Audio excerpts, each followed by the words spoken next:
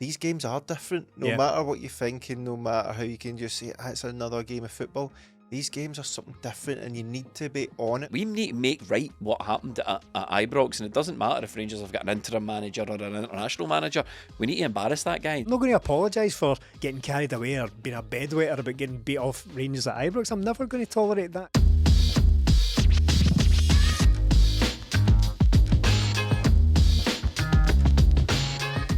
Derby week in Glasgow, and it's the Glasgow Derby preview amongst other things this week on 20 Minute Tims. I'm your host Jamie, joined by Melly. Yes. And Stephen. How's it going? Hey, well, I'm a wee bit nervous, I'm not going to lie. We've been giving it stinking to Rangers the past couple of weeks on this podcast, Martin Melly, and it will all be for very little if Celtic don't follow through. If Celtic don't honour us in the fight and Rangers manage to get one over Celtic, it'll all be for nothing. Yeah, we've had our fun over the past few weeks, and then Rangers go and get a good result against Fenerbahce, and it's put a wee bit of doubt in there, but this is where Celtic need to turn up and show us how it's done.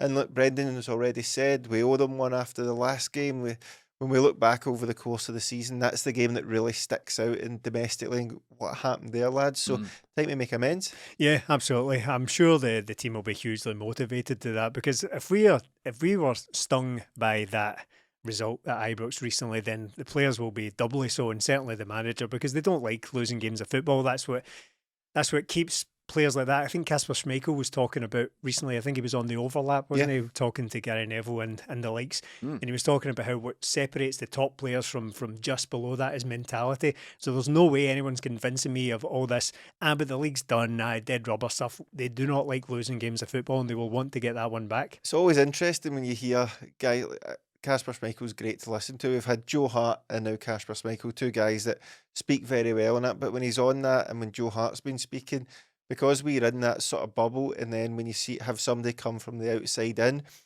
it's weird that perception of what Celtic's going to be like, and then when they get there and they go, it's huge. I've never played. Kasper Schmeichel just talked about how much he loves having to win every week and having to win with style, and now being in a position where he's playing.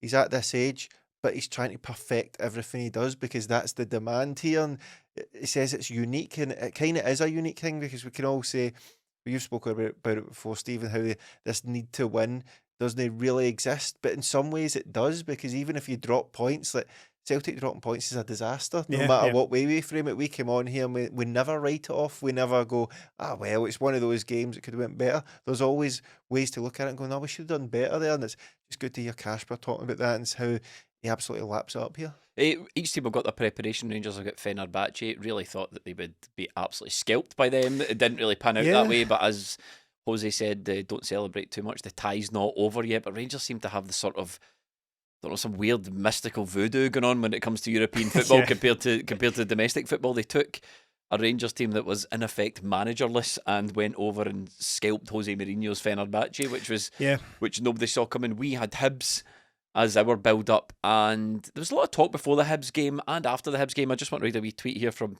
footballing sage Tam McManus, an all-round brainiac. He said, best team won, no doubt, but brave Hibs stayed in the game until late on, but they did get tired. Can go away with heads held high, but running on fumes at the end. Massive credit to the 7,000 Hibs fans who made for a great atmosphere. Celtic look unstoppable domestically. And Stephen, that's been the sort of narrative leading up to the game. We put out a podcast on the Breakfast of Champions, which is a midweek podcast you get on Patreon and other places, talking about how this is Celtic playing the informed team. It's going to be the perfect test going in for Rangers.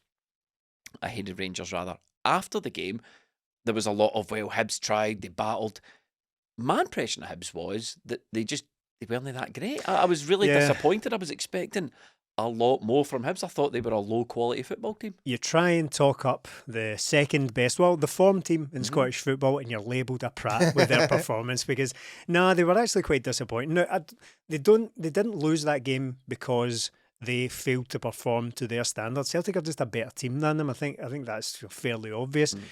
And what they looked like, Hibs, in my opinion, was very much the team that were bottom of the league a few weeks ago, never mind the one that's rocketed up to third. So they have been, I think they could have done better, but Celtic were better on the day. You look at some of the chances that Celtic missed as well. Dyson, who's been, everything he's hit recently has gone in, missed 2 or 3 big chances, probably. At least one you would properly brand a total sitter, that one at the back post from Johnston, I think it was. So Celtic could have been completely out of sight in that game. 2-0 in some ways flattered Hibs. They will probably come away thinking, yeah, it's a fair result at the toughest place to go in the country. But I think overall Hibs were probably quite disappointing. And even some of the guys who've been playing well for them all season, the likes of Triantis in midfield, he's been a standout player for them. I thought he was kind of all over the place, really. So yeah, probably a disappointing game for Hibs, really. Even if the outcome was somewhat inevitable, Celtic look at this point, famous lads' last words and all that, but they look set for clinching that treble. If all going well, it's been the goal all season. But Hibs, I think they probably flopped a bit on the day as well. Yeah.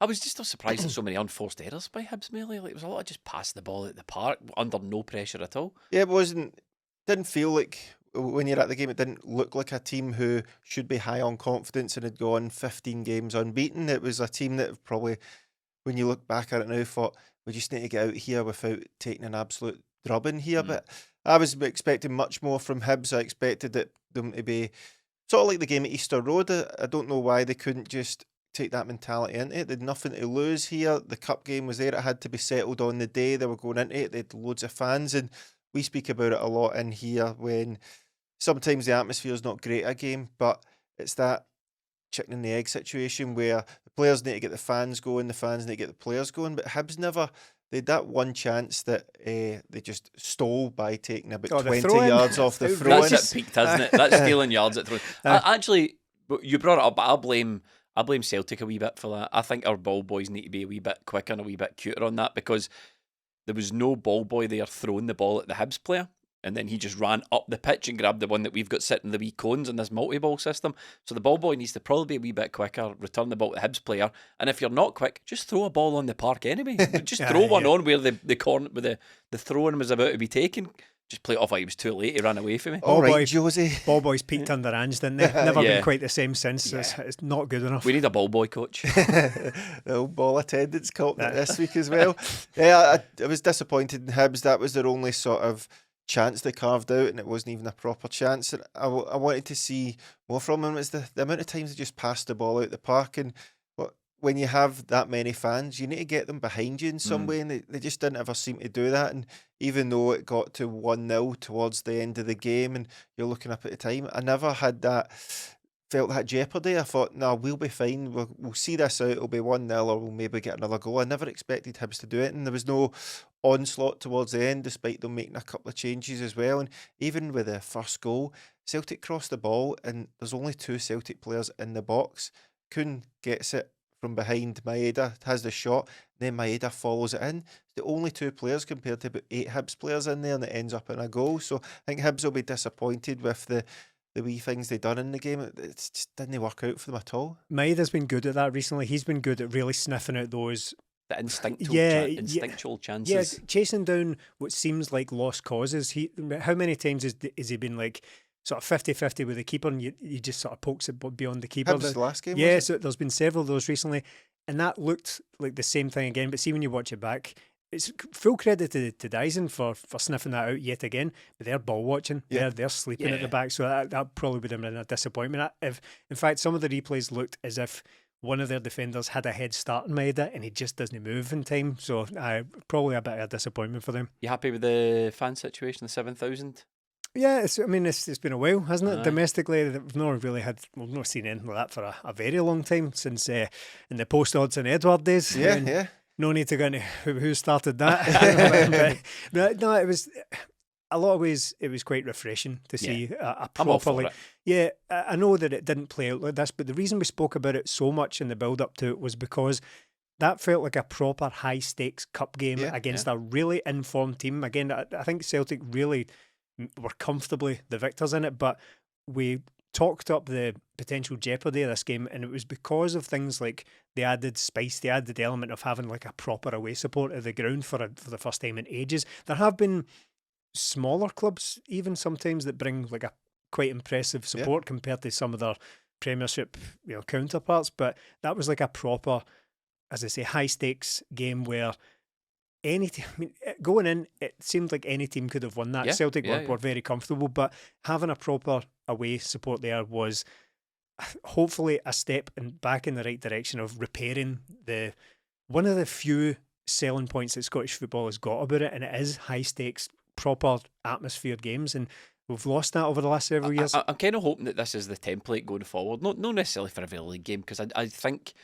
the sort of unique occasion and the fact that it was a cup game and the fact that it was decided on that obviously was an incentive to people. Yeah. It's incentive to have, I'm speaking about the away support here, an incentive for them to go to the game, because what you saw is 7,000 Hibs fans at Celtic Park for a cup game, Melly, that you don't get. I mean, they don't always sell out the away section. Not many teams always sell out the away section. Some of it, of course, you can't give every team 7,000 because they're just simply never going to match that rate. But teams who are capable of it, I'd quite like to see it more often. I know cup games are slightly different, but you do see games where teams are 40 minutes along the road and they've brought 3 figures worth of fans. It's very disappointing. I want to see more of that. I hope that's the template going forward. I would be up for that. The latter stage cup games, not having them on TV, if we could have them at Celtic Park or have them in the, obviously whoever we're playing, have it in their ground and just have more fans and create more of an atmosphere inside the stadium. I'm all for it. I enjoyed it. I think it was that as soon as you walk in the stadium, like, oh, right, we're on a game here. And I do believe it encourages the Celtic fans as well, because you don't want to get to that stage where you're being outsung by away fans. It's the way it should be is that there was nothing better in the Glasgow derbies or Old Firms as they used to be when you were in the away section and you score away from home. But it's also, like we've spoke about last season, it's that eerie bit where if Rangers score against us at Celtic Park, their fans celebrating sort of G's us up to get behind the team, and when there's nobody there, that sort of falls down. I'm still not used to Rangers scoring or us scoring and no sound. You know, that where there's no crowd, no noise. James Tavernier scored against us, didn't he? A free kick against us in one of the games, and it was just crickets. And then a few seconds later, the Celtic fans start to cheer as if to G up the Celtic players. Really sad, because growing up, I always remember being shown videos of John Collins scoring the free kick, and you can hear like one person cheering in the whole stadium. Like, oh, that's weird, that's no good. And now we're sort of conditioned to that's the norm, and it shouldn't be like that. Especially, like you say, Stephen, Scottish football has a lot going for it, but chooses not to show that. And this is another sort of self-deprecating thing that Scottish football does to itself. The league, it hates itself, as we say. This is our big thing. We have this thing, but we only get one set of supporters in, and it's not as good as it used to be because of this. And fan culture should be the whole gig here. It should be the whole selling point. Yeah, and that's exactly it. Scottish football is unique.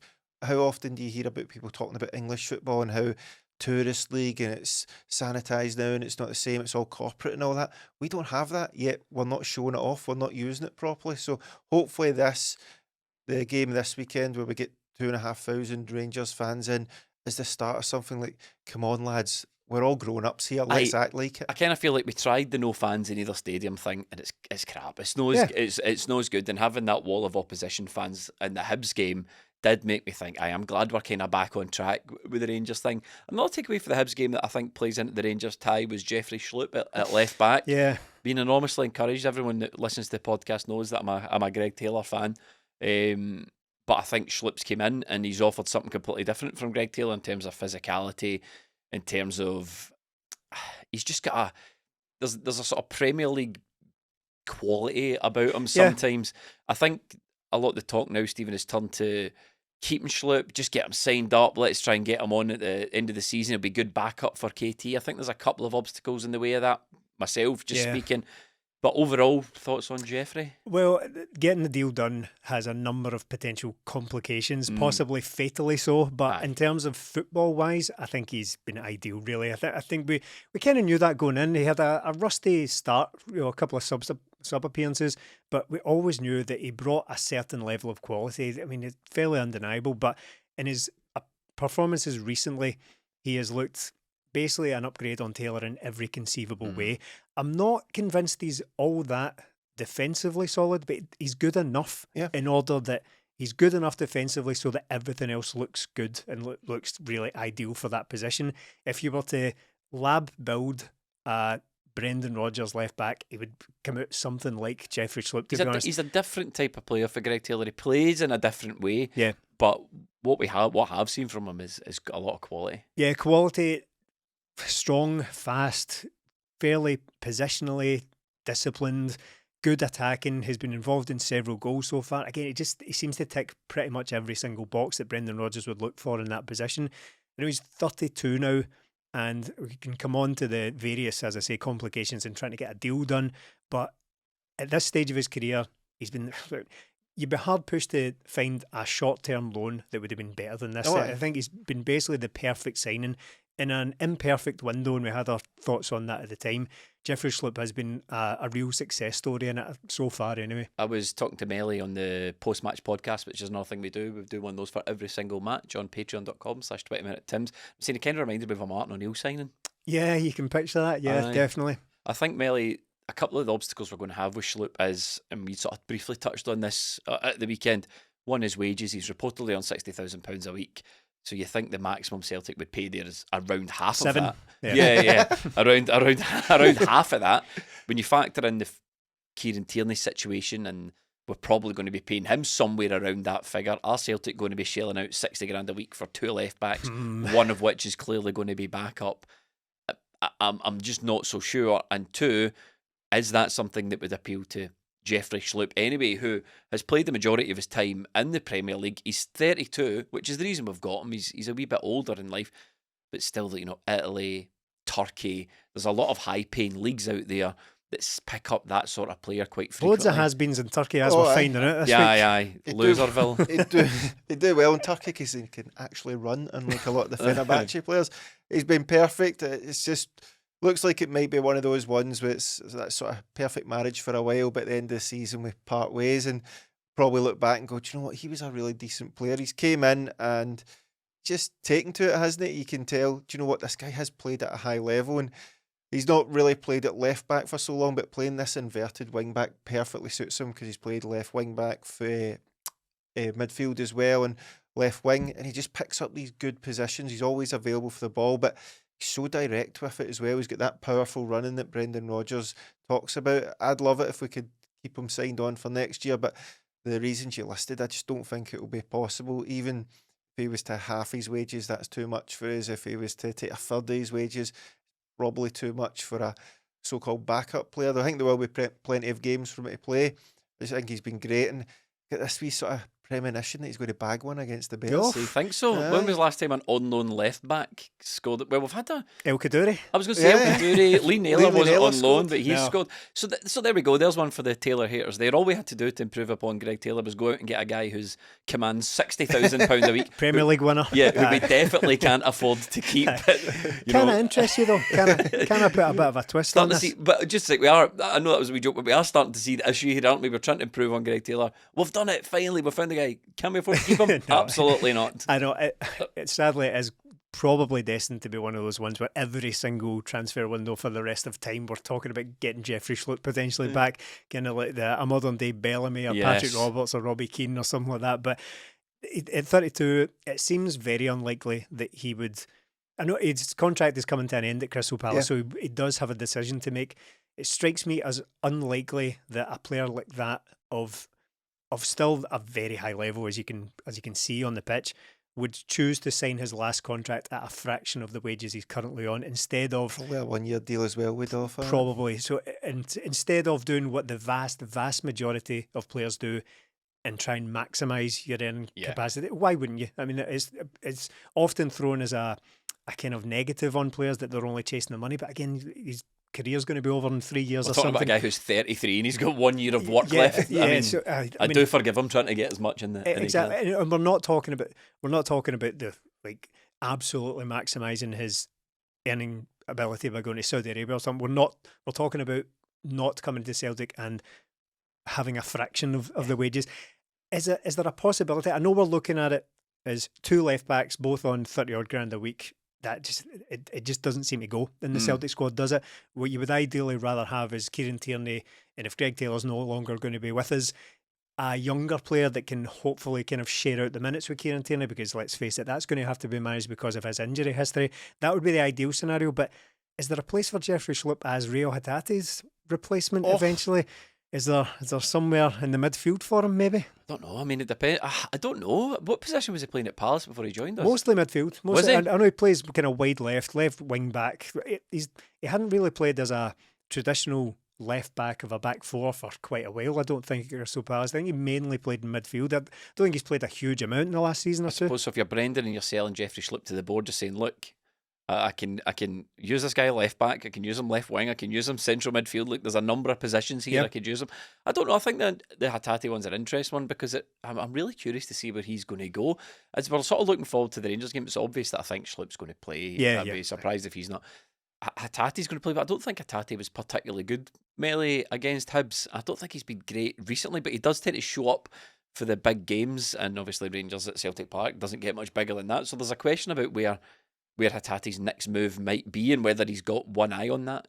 Yeah, it's a strange one because I can definitely see him going, but I can also think, right, where are you going to go? He's not as young as maybe people think he is. He's maybe not performed as consistently that would get him to a move to somewhere he wants to be. He maybe has a look at Kyogo like we spoke about last week and goes, I really need to make my next move a perfect one if I'm going to do this. He's not playing, doesn't play for Japan right now, and he was poor towards the start of the game last week against St Mirren, and towards the end it looked brilliant. In this game, my big problem with him wasn't the inconsistency. It was he doesn't do what I expect him to do. So our thing about Rio Hatate is he makes these passes, he tries to make things happen, and maybe Brendan Rodgers wants more control.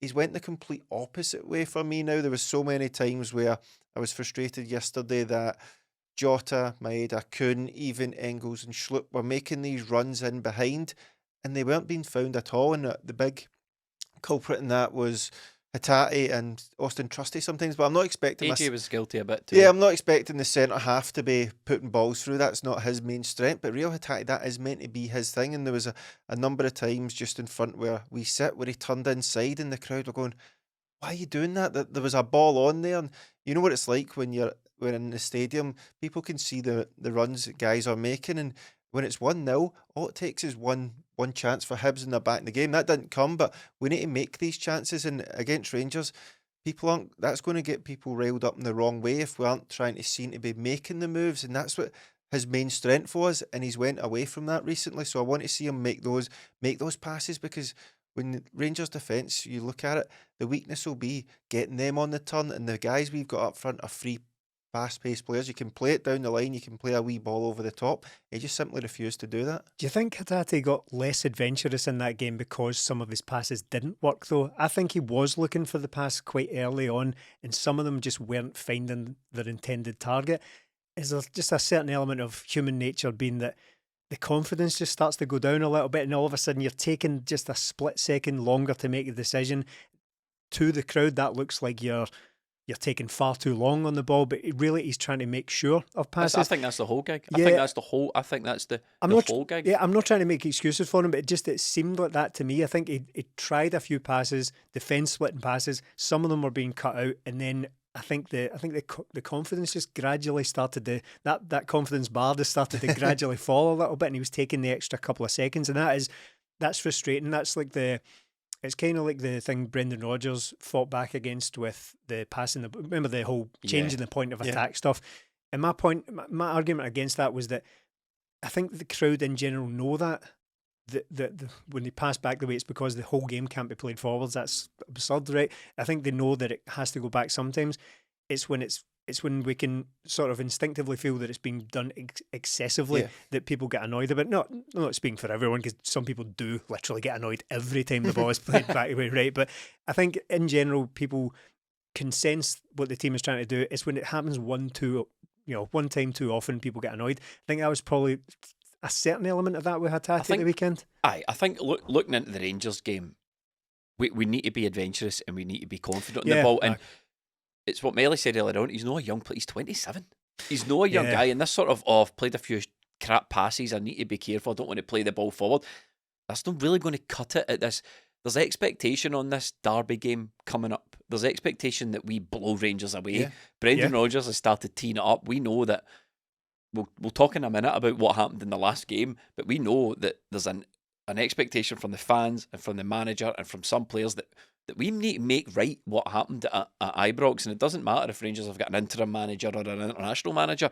We need to embarrass that guy and send him up the tunnel thinking twice about coming to Celtic Park. And it's players like Hatate that's going to make the difference. It's players like SCHLUPP who needs to step up to this game. We can sit here and he's brilliant, he's this, he's that, he's played well, and he has. But we've seen players wither under the lights of these Glasgow derbies, and I think my problem with Hatate is it is a mentality thing, but he's sort of picking and choosing. He apologised so many times in that Hibs game, and it's like, just going to stop apologise for playing a bad ball. Don't apologise for not playing a ball at all. Right, yeah. And I would rather see that. If you're making 4 or 5 crap passes, right, okay, maybe give yourself a break, reset, try something different. But he seemed to turn the tap off almost entirely, and there was a lot of get the ball, look up, and Hibs weren't brilliant. He looks up, Dyson makes the run, and he just goes and passes it inside and goes like that to Dyson, and you think, yeah, right, we get it, and you're playing inside yourself a wee bit, but there's a job to be done, especially next week. There's a job to be done, because you look back at that Rangers game at Ibrox, the one that nobody saw coming, the one that looks like a massive anomaly on paper. But I'm just looking at that going, is that this? So the theory about Rangers that all the Rangers supporters and the journalists are saying is this team are built the wrong way around. That's what people say about Rangers, insofar as they can't break down a low block. But if you want to play football against Rangers, as plenty of teams in Europe have found out, well, there's plenty of good players in that Rangers team, and they'll hit you on the counter-attack, or they'll play through you, and they play a bit of football. And that's kind of what happened at Ibrox. We turned up, and it just looked like a complete disaster from start to finish. Rangers blew through us, and it was a game you're watching in almost disbelief. Yeah. We need to completely 180 that, and add a few degrees on top. Yeah, and Hatate, as far as it goes with this conversation, Hatate has been a passenger against our borderline liability in some of the derbies recently. No, he's such a brilliant player that it's sometimes balanced off that because... Is he a brilliant player though, or is he just a player who shows moments of brilliance? Is he Samaras? Because I think that's my point actually, is that he shows moments of brilliance. Mel, you mentioned recently in this podcast the St Mirren game where he really turned it on, and when it came to Celtic blowing away St Mirren for the last 20 minutes or so, that was mainly down to Hatate just suddenly flicking a switch. So I think that's playing into what you're saying about the moments of magic. What did Casper say? What did Casper say in that other podcast? It's about doing this every single week, every single game, and we're the conversation. We're doing the weave, we're doing the conversation, and we're going everywhere, but it's all tying together. Insofar as Hatate, you said, where's he going to end up? He might leave at the end of the season. We're speaking about the consistency of importance of consistency of performance that Kasper Schmeichel mentioned. We're talking about moments of brilliance that can change games, but the need to actually do it in order to overturn this bad result that we got to Ibrox in a couple of weeks. And now we're all talking about, Hatate, we're a wee bit worried about it, but the fact is we really don't have any option. The guy has to play and he has to turn it on. Well, McGregor going off isn't ideal, because I suppose you could make the case for McCowan starting the game, who has been good, and so it's weird to think of him being pretty much the same age as Hatate, because the perception of the players is completely different. I think McCowan is seen as a significantly younger player as well, because he had to get to Celtic. He's had a relatively quiet career in terms of like a Celtic signing to this point, but you could have made the case for him playing instead of Hatate, because I know that a lot of people will buy into the idea that he's this big Celtic fan and therefore he should be unleashed in the derby, and he gets it and he gets stuck in and all that, because that's what they're going to be bringing the other way around. But the injury or potential twinge, knock, whatever it is that's going on with Callum McGregor in his calf may force. Well, he's going to have to play at some point, but it might well be from the start at the expense of McGregor, potentially dropping Engels into that number 6. I want to kind of talk about him as well. There's a conversation to be had about Engels. Melly, from your perspective, what went wrong in that game against Rangers at Ibrox? And what do we need to put right? It was a slow start from Celtic. It might have been Hatate, but somebody was caught on the ball. Rangers went through and they got the early goal. And when that happens with 50,000 fans behind you, it lifted them, because we were going into that game, Rangers fans were dreading it. They had a makeshift defence, didn't they? And it just seemed like Celtic couldn't handle the pace of the game, which we didn't expect at all. We would love to write it off as a one-off, but guys like Hatate, I think a few of us... Greg Taylor had a bad game, if I remember correctly. Myself included, as I said, after that game, I'm pretty much done with Hatate, and he's clawed it back a bit. He's been fairly good recently, but these are the games you remember. It's these games, the European games. Yes, you can turn it on against St Mirren in the last 20 minutes, but that's not what we're looking for. So we need to see better from Hatate there. And just seemed to be one of those games for Celtic where nothing went right for us. But when you look into that, but why not? Because if Rangers are picking up every second ball, that's not luck. That is by design. Something's going wrong with us and something's going right for them. So Celtic need to be on the ball better. They need to be slicker on it. They need to be quicker and can't wait about on the ball in these games. And that's what Hatate was guilty of. Paulo Bernardo had a really poor game that night. That's right, yeah. Engels was... On He the was ill that day, That's and then right. he came on as a sub. He was flying before it, so a wee bit of change in there. But Celtic were going into that game flying. There was no reason. We didn't really have any injuries, and we just absolutely caked the bed. So we need to make that right this time and go out and show why we're champions and why we're going to be champions, because we've had this result early in the season against Philip Clement and beat them at Celtic Park. Yeah. Fair enough. They beat us at Ibrox 3-0, and then we had the cup final where really Celtic should have done better, I thought, in a lot of that game. We were cruising, then they brought it back. So I think Celtic need to really stamp down the marker on this one, and Brendan Rodgers has already started with it. He'll be at it all week, building it up for the players. They need to go out and deliver. I don't think it's going to be like the good old days under Brendan where we could put 3, 4, 5 past them on it regularly, but I want Celtic to go out and put in a convincing performance and get the victory. Stephen Engels started that game on the bench, so did Adamida, and that's sort of a lot of the criticism that Brendan Rodgers got after that. You know, you've got £20 million of players sitting on the bench, and there was a cup final as well because Trusty got taken off in that game, didn't he? So that was a huge amount of money that was criticised as being wasteful in the big games. Yeah, I'm right in that IDAH didn't start the Ibrox game, did he? No, it was the pair of them on the bench. Engels he must be. I said to you, and it might be in you, Melly, actually, in one of the podcasts, we've stopped talking about Arne Engels now. There was a period of time where people were starting to really question the money and all that. Nobody's talking about Engels now, and in many ways, that's probably the best situation for him. No one's been critical of him. He looks well bedded in now. Do you think he's a player that feels that he's maybe got a point to prove against Rangers? I think so. I think it could be a massive game for him because through various circumstances, as you've already mentioned, the illness in the last game, he didn't start. Brendan Rodgers said he would have played had he not been ill.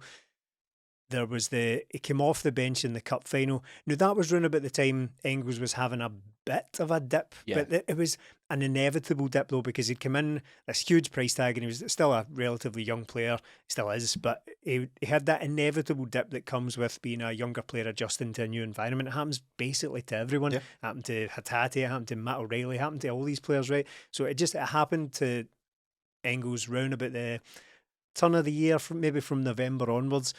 And that has completely gone. There was that run where he went on like several, racking up, if you place any value in it at all, things like Man of the Match awards, it was basically just ticking them off one after the other. It was like 4 in a row or something like that at one point at home. Games, right?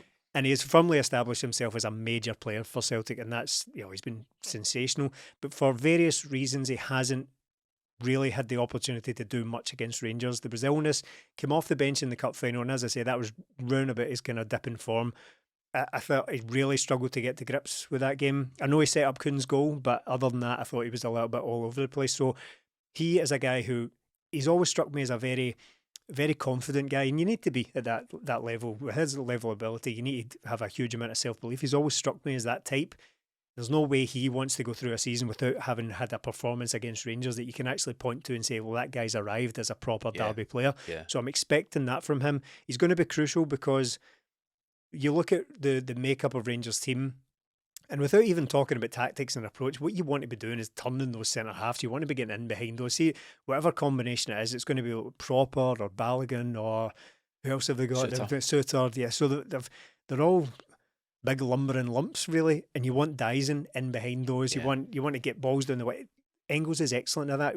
How often this season have we spoken about that deep arching ball that he plays from way out in the right wing in behind the defence? He's going to be really important for that. So hopefully, all going well, he's a guy we come away from the game talking about how, well, here he is. He's a proper Celtic player in these massive games now. He needs that statement performance, does he? That when he goes, I'm a bona fide player here. And it's not that the thing is, sorry to interrupt, it's not that he hasn't had it. It's not that he's disappointed. He just hasn't had the opportunity yet. That's it. Yeah. That's why I says that's sort of why I framed it like, do you think he feels like he's got a point to prove? Because he must be itching to play Rangers. Yeah, he's had Champions League games where you go, he's a good player. We've had the league games, cup games. This is the only thing left on his copybook that he's got to tick this off. He's ticked off everything else, and he's a guy that's come over here with a big reputation due to the fee. This is why he'll come here. This is the games that people come here for, Champions League and the derby games. You want to make your mark on them, and as soon as you do that, you make yourself a hero here. It's not hard to become a hero at Celtic. Just do well in these games, sock it to them, and give them that. And sock it to them. He's got one of these guys that's got the delivery as well that can do that. He can pick out a pass and does have that eye for goal. And even if we get a penalty, he might get a wee chance there as well. Hope he gets a hat-trick of penalties and they're all dodgy, every single one of them. Do you think Adamita's feeling a bit sort of things are conspiring against him a wee bit when it comes to Rangers? He obviously had his moment against Rangers in the cup final last year. This year it's sort of set. He played second string to Kyogo, Stephen. Kyogo leaves. Dyson emerges, rising from the ashes of Kyogo as the sort of new superstar striker. And I was like, God, I can't believe I've got this guy. We're talking about the Rangers game in a couple of days, and it's pretty much nailed on that Daizen Maeda is going to start in the centre. We've not even spoken about Yoto or Kun yet. But Adamita is going to be watching this one from the sidelines again. It's incredible to think that we have this hugely expensive, in Scottish football terms, and we don't really tend to care about fees all that much, but I'm just making the observation that it's amazing that we have this. Especially with the two players we're discussing being points of criticism for Brendan before. So it's the huge fee in relative terms for Scottish football, and you can't make a single compelling argument to start him in this game at all. There's just really no reason to play it. To be honest, well, do you want to hear it before you go? Because I'm not memeing. I am. It would have to be obviously at the expense of either Dyson or Jota in this game. I suppose you could probably say that Jota has been a wee bit. The touch, the magic is still there with Jota, but is he still slightly? It's only 5 weeks since he made his second debut for Celtic. I think it's Kun. I think the argument is if you have Jota and Dyson and IDAH up front, is that three? I think you do a much stronger job keeping Rangers fullbacks pinned down. We know what Dyson does against Tavernier. It's almost a no contest anymore. We've got Jota in there who works harder going back the way than Nicholas Kuhn does. Jota, I know what you're saying about Jota, but see against Hibs, he was one of the only players with a trick. He was one of the only wingers with taking the man on, coming right across, getting shots off. You don't not play Jota against Rangers. I think we're talking about players that might emerge from this game. I think Jota's going to be one of them, but I do think there could be a consideration. It's probably not going to happen because Brendan Rodgers has got a tried and true formula here, but I think the only argument is that Kuhn maybe doesn't start the game because I don't think he works hard enough going backwards. I've had some thoughts on Kuhn lately that I probably won't bother derailing this podcast with, but that's the only argument I can think for starting IDAH. You think there's any merit in that? I've listened to your argument. Okay. I've listened to all of it. Okay. I'm not impressed by a single bit of it. Bastard, aren't you? No, I get that. It's part of having so many talented players we've got really 4 really good players for 3 berths. IDAH can only play one of them. Then the rest of it, you can kind of take your pick as to who plays where. Dyson's obviously very versatile when it comes to playing. He can basically play all 3. And I know that he's quickly emerged as now the best striker in Scotland in the past 6 weeks. But the thing is, the vast majority of his huge goal tally this season will have come from the left. Most of those goals have come from there. So he could play there. He could do the usual to Tavernier. Hopefully. IDAH and Dyson are the perfect big man, little man. Oh, you saying go 4-4-2? Niall Quinn, Kevin Phillips, you going for this? Aye, or Venegoor and McDonald. Yeah. They're almost the carbon copy of those guys. Ah, love it. Aye, let's do it. Shock him with the 4-4-2. 4-4-2. Yang on the right wing, Schlupp on the left wing, Taylor at left back. I love it. Big man, little man. Melly, Adamida, you feel bad for him? Imagine that next week, Barry turns up. I don't know what I'm going to do. I'm going to play 4-4-2. And Brendan goes, so massive. So show about it's done. Adamida, I think he'll be an impact player from the bench this weekend. The Stephen, you said it a couple of weeks ago about wanting to see Jota, Maeda and Kuhn all on the one pitch at the same time. No tactics, no positions, just put go them for in it. there. Yep. But we haven't seen that game where all three of them have had something to do in it. We've had games where Dyson's been good and Kuhn's been good, but we've not had one where all three of them have been on top form, and I think this weekend it could be the one for them. Adam, I feel sorry for him, man, because I don't think he does much wrong when he's on the pitch. It just doesn't seem to fall for him. It just doesn't seem to be going for He him. scored against HIBS, I suppose. That's all you can ask. He came on and got the goal in there, but just things don't drop for him a lot of the time, and I was just like, but it drops for Dyson, and I don't think he does much different to Dyson. He's a different player, but it's not as if he's put in less effort. Dyson's just an incredible human being, but Adam, he's done it against Rangers before, and I always put a lot of stock in that because he knows what it takes and he knows what he has to do. I think it's going to be that coming on and having that impact. But I wonder if this weekend as well, another one is you all must have forgot about Nicholas Kuhn, because we've all been talking about him at the start of the season. He's sort of tapered it off toward recently. You're not his biggest fan, Jamie, which I can sort of understand that, but he was absolutely electric a while back, and again he's another one that just, he's got everything there, he's just not applying it maybe as he should, and I thought Brendan Rodgers would have been able to have him shoot a lot earlier instead of taking those extra touches, and I think if and when he does that, his numbers will fly up again. But I'm just expecting a bit more from him on a weekly basis, because I know he's got it in him, but sometimes I just feel he plays within himself. I think with Kuhn and Maeda, with Kuhn and Hatate, what a wonderful phrase. I think there's something that sort of worries me with those two guys' performance and the whole sort of team, and I felt the foot come off the gas a wee bit with Celtic in the last couple of weeks, and I just that's my only worry for the Rangers. Look, this game really should take care of itself, but there is this niggling thought at the back of my mind that was like, well, that was a shock. That last game at Ibrox was a shock. Things went wrong that we blamed the manager for in that game, and I feel like the foot's come off the gas a wee bit, and we saw it with Ange. Once the foot's off the gas, it's quite difficult just to decide you want to play again. You know, that anybody that knows me, that's been talking about me in my, in real life, I'd be telling, nah, bother, 5-1 and all that, and I've been quite confident about the game because Brendan instills that confidence in me. I know Brendan sometimes has a habit of picking these games as sort of tentpole matches. Yeah. Right, this is the game we're going to make an impact in, and I get the feeling again, Brendan likes to settle scores. He likes to remind people that he'll be looking at all season. I bet you Brendan Rodgers will be looking at his diary from all season, and that beating at Ibrox will be glowing red hot, and it will catch his eye every time he's in his office, every time he's looking at his wall planner with the scores on it. He's like, oh my God, that game is just, as you say, really the blot on the copybook for the entire season, and he will want to put that right, and I'm sure of it.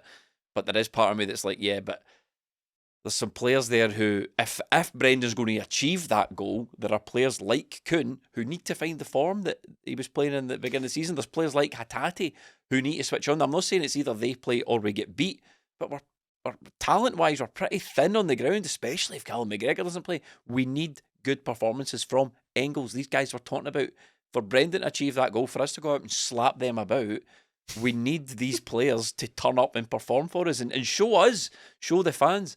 Aye, that was don't listen, that was definitely a blip. That was a complete wild card result. Absolutely, and the thing about these so-called dead rubbers is I just don't buy it at all. I've never bought it, and anyone can check the record, bud. The last one was a dead rubber. They've never shut up about it. Aye, so that time that Celtic lost 3-0, it was 3-0 at Ibrox under Ange, when again the league was, I think, literally done by that point. Yeah. That was literally, so that's the difference between that and this season, is that Celtic are almost like tapering off by February because they're so out of sight, whereas that season it was really only the last maybe half dozen games because the league was literally done. But at that point, I was fuming after that game because I'm not going to apologise for getting carried away or being a bedwetter about getting beat off Rangers at Ibrox. I'm never going to tolerate that. And what you've just said about how a manager or Brendan Rodgers will look at the diary and that'll be circled in big red crayon. That one has been the one he's raging about. Regardless of who the manager is, you want them to always think like that. They always, like, that's just the reality of being here. We don't tolerate those games, and the day we start thinking, dead rubbers, no, that is the day. It's the ball's burst. The game's gone, as far as I'm concerned. So, no, the motivation's very, very clear. I'm not interested in any, the league's gone or anything like that. This is a massive game, and it always is. Yeah, if we've got guys like Cal McGregor, even Kasper Schmeichel coming over and going, we need to win, but we need to win in style. You can't have guys going, it's all right. And I don't believe that some guys do, but you need to understand here that these games are different. No matter what you think and no matter how you can just say, it's another game of football. These games are something different and you need to be on it, because all it takes is like that first game at Ibrox where somebody misses a challenge, somebody doesn't get out to Hadji and he's put the ball in the back of the net, and it completely changes confidence. It changes everything in these games. So you need to be on it. You need to be aware of what's going on around you. You cannot be waiting around for things. And you need to be clinical, and that's maybe what Hatate and Kuhn are a wee bit guilty of, is not being that ruthless clinicalness. And that's what Kasper Schmeichel also referenced in that. The guys that get to the top, it's all about the mindset. They're ruthless killers. Celtic need to go out and deliver that at the weekend. He's a great example, because on that interview, the overlap, he was talking, he can easily call to mind, he can recite off the top of his head all of the times he was variously deprived of achievements throughout Jeffrey his was one entire of them. career. Jeffrey Schlupp conceded a penalty to rob him of like the Golden Gloves one season, and it's all just there. It's all just in the bank, ready for him to talk about how bitter he is about it basically all this time. And well, like beating Rangers is not going to achieve any kind of record or anything like that. There's no way that he won't. If he's on another podcast 10 years from now, he'll be talking about the reasons that we didn't beat Rangers at Celtic Park when it was a so-called dead rubber and all that. So that attitude is exactly what we need in this. And it's the lack of that I think is holding Hatate back. It's the lack of that killer instinct, feeling sorry for yourself in football games, taking the easy option out and relying on your teammates. It's the lack of that. I think we really need. That's the best way to describe it. Killer instinct. That's what I want to see. I want to see players with that hunger in their eyes to right that wrong from a couple of months ago. It be under knowledge it does matter. That result does matter. That hurts. And we've been joking about the Barry Ferguson thing for weeks, and it is hilarious, but it's unthinkable that guy comes to Celtic Park and gets a result like that. That can't be allowed to happen, and we need to send him up the road, and we need to make sure it hurts him, because that's the way it needs. That's the rough and tumble and the harsh reality of football management. You are coming to Celtic Park as the Rangers manager, and it doesn't matter if you've been doing it a week or a decade. You're going to have to play your best team, and we're going to have to demolish them, and you're going to have to go home feeling it. And we want Rangers to remember that. Listen, if you want to join us for coverage of that game, patreon.com/20minutetims. It's Derby week. What better time to sign up? In fact, free trials are open now. If you want to check it out, they'll be open for a wee while. Patreon.com/20minutetims. Martin Melly, we don't normally do predictions. And we're not going to do them this week. Good. But I'm just going to ask you how you're feeling about the game. Excited right now, but as always, nervous when the game comes around, no doubt. Stephen? I think the bit of jeopardy really adds a little bit of, as Chris Eubank said, a little bit of spice to that. It adds a little edge to it, because what we spoke about going into the Hibs game was how good they were. That was all the chat, how good they are, what great form they're in, and in a lot of ways better form than Celtic, and how often does that actually happen in domestic football. They'd beaten Celtic a couple of weeks ago, so all of that funneled towards like making quite a big occasion. And despite the fact that it doesn't really directly impact that, the fact they went to Fenerbahce and got a good result, really, it kind of got my attention. I thought, Same. wow, that's very different. Don't get me wrong, I didn't think they would get gubbed off Fenerbahce, because I took a look at their lineup, as I said earlier on, about. I made a joke about Every has-beens. time I heard someone's name over the radio, a Fenerbahce player's name, I thought, he's still playing. It's that guy. Yeah, you can still find him. Dzeko. It's Edin Dzeko, Alan Saint-Maximin, all these guys. Tadic, Dusan Tadic. They're all like 36 and I think Dzeko's 39 or something like that. So again, look, they're all good, very good footballers, obviously. But I did think to myself, is a team of has-beens in a league of has-beens with a has-been manager they're going up against. Still fancied Fenerbahce to do it, so I was surprised they did get my attention there. So that means, obviously they've got another one of those games ahead of the game, which we're not party to the result of just yet. But the fact that they went there and got such an impressive away European result has just added a little bit of kind of stoked the flames of it a little bit and made it more added a little bit of jeopardy and made it more of an occasion, if that's even possible, because we've already spoken about the reasons how these will always be an occasion. I don't buy any of this dead rubber stuff for a single second. But the fact that they are still capable of going away to good teams' grounds and getting results has added a little bit of edge to it. We'll be there. Patreon.com/20minutetims. If you want to join us, thank you so much for watching and listening. We'll be back next week.